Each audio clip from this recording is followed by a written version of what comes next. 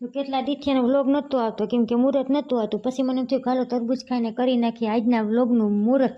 તો મુહૂર્ત કરી નાખ્યું હોય ને મુહૂર્તમાં જ બેનને લગાડી દીધું છે પાડોળ કેમ કે તુબાને થતી હતી ગરમી અને ટીવીમાં હાલતા હતા કાર્ટૂન અને બે બેની જોતી હતી. પછી મને યાદ આવ્યું હાલો સાંજનું જમવાનું પણ બનાવી નાખીએ.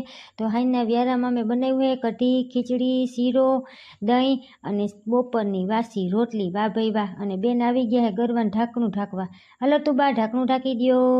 પણ તુબા ઢાંકણું નહીં ઢાંકે. ને પછી મેં આહાનાને કરી દીધી મહેંદી કરી લીધી અને આહાને મહેંદી ઉખેડી નાખી. પછી થોડોક કોણ વધ્યો હતો તો મને એમ થયું કે હાલો હું પણ લીટા થોડા ઘણા તાણી લઉં. તો થોડીક મહેંદી મેં કરીને પછી મહેંદી કરી અને મેં તુબાને ખવડાવ્યું દહીં અને ખીચડી.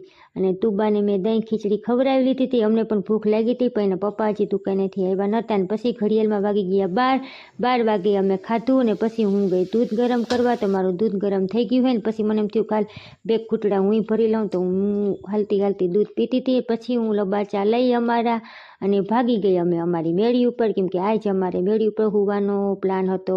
ઉપર ગઈ તો અમારી પથારી થઈ ગઈ હતી. તો આજનો મિની વ્લોગ તમને મારો કેવો લાગ્યો, ગમ્યો હોય તો લાઈક